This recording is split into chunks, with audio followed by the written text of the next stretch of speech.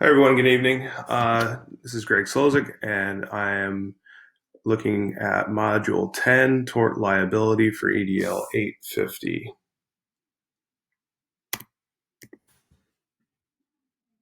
So, what is tort liability? A tort is an act or an omission that gives rise to injury or harm to another and amounts to a civil wrong for which courts impose liability. The context of torts, injury describes the invasion of any legal right, whereas harm describes a loss or detriment in the fact that an individual suffers. So, torts can be, there's some specific types that we'll go through in the next slide, but these can be either intentional, malicious, and or they could be unintentional. And again, we'll talk a little bit about what those constitutes, what they look like. Again, a person can be sued depending on the state for an intentional act or tort that actually happens, or they could actually intend to do something and then be sued for another type of tort. And again, we'll talk a little bit about what those look like. So, some examples of tort liability. There's four that were listed in the videos that were accompanying this module. There's assault, battery, false imprisonment, and intentional emotional distress. So, assault and battery, both those two sound very much like they could be co-substantial, but there are slight differences. And so battery deals more with the physical action of touching or hitting someone in a way that was not permission was not granted, or it was a physical hit that exceeded what is deemed as normal or in the normal act of interaction. An assault, though, can be beyond that. It can actually be psychological. And so you could just the threat of actually battering someone could constitute an assault. And again, some of these things have quite a bit of overlap. So um, in engaging in assault, there could be crossover with intentional emotional distress. Although, again, intentional emotional distress could actually come in the form of, again, like joking. Maybe you said to a colleague that that they're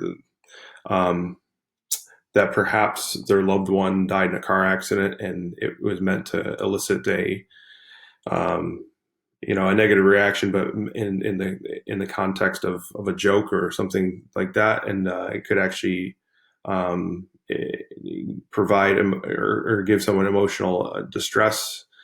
That could fall again.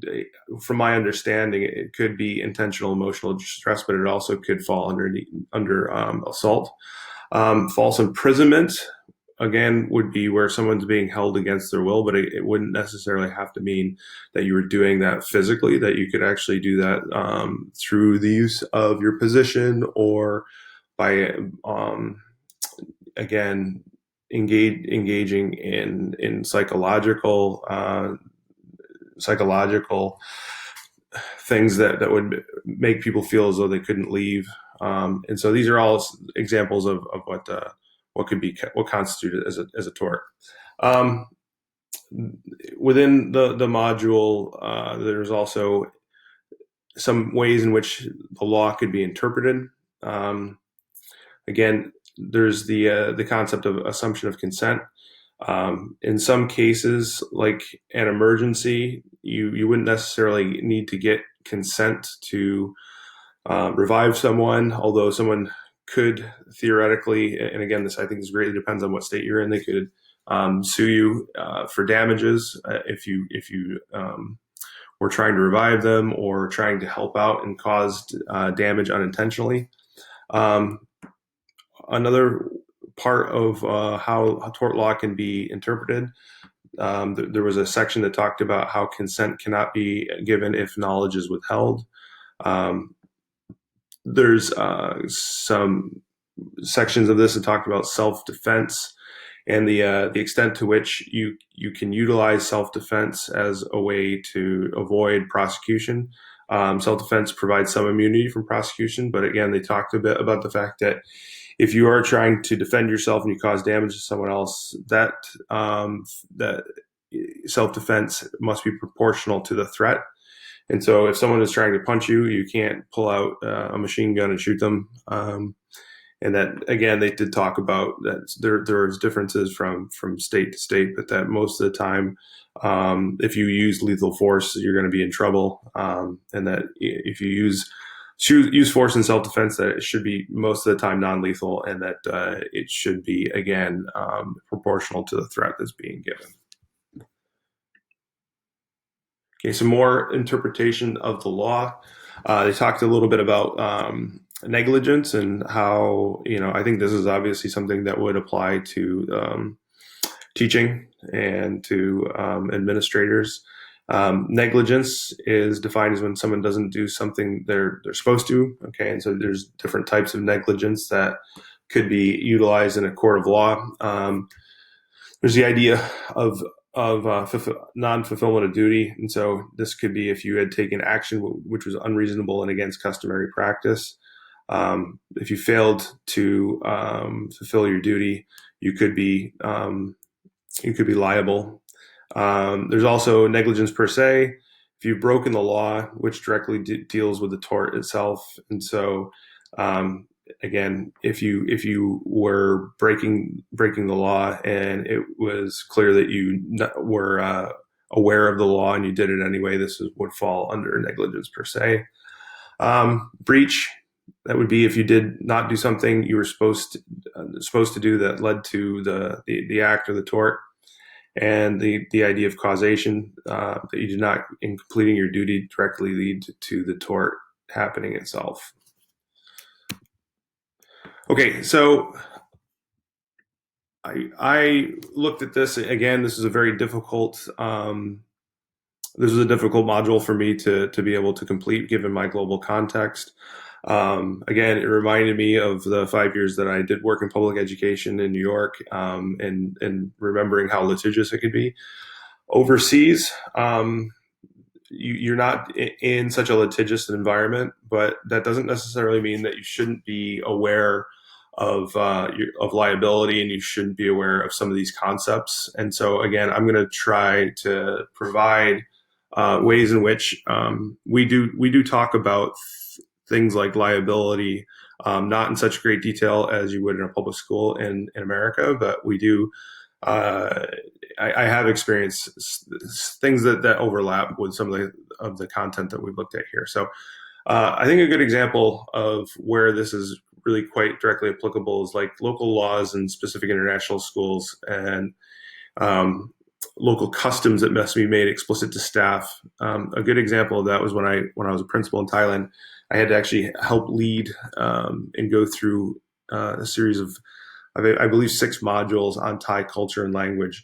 And part of that obviously was utilized in order for new professionals coming to the Kingdom of Thailand to be able to basically ask directions and be able to understand how to ask for help and things of that nature, just so that way you can work in a non-English speaking environment. But there's also a larger part to that dealt with a very different culture and a very different way of interpreting the world that Thai people had that perhaps Westerners didn't really completely understand. And looking back at this now, I can see that there are examples where you would really need to understand the cultural context in order to avoid intentional emotional distress and sometimes assault.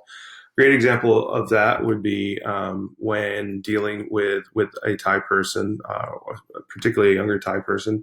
The idea of putting your hand on someone's head is incredibly disrespectful, and it's an incredibly lacking in cultural literacy. The top of a Thai person's head is meant to be the equivalent of like the highest point, which is also a reference to Buddhism. And it's the same thing with, like, if you were to point with your feet or something along those lines, that the feet are the lowest part of the body and the dirtiest as well. And so if you were to point at someone or kick or something like that with your feet, it's incredibly insulting.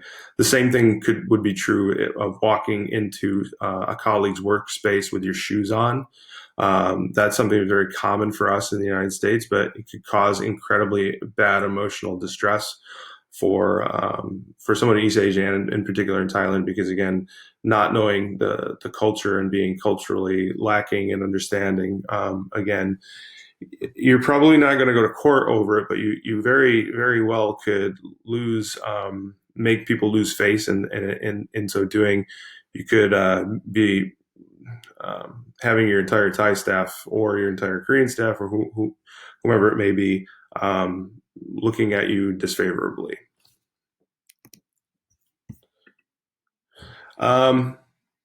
What constitutes discriminatory harassment in school? I thought that this was actually quite applicable.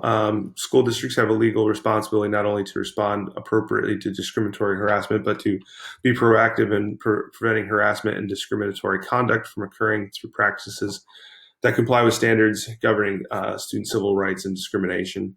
Again, like I have a picture of two kangaroos fighting, and it's kind of a metaphor because in 15 years of being an administrator, a junior administrator, and a teacher in international schools, I believe that I've had to break up a physical fight maybe twice, and it was very quickly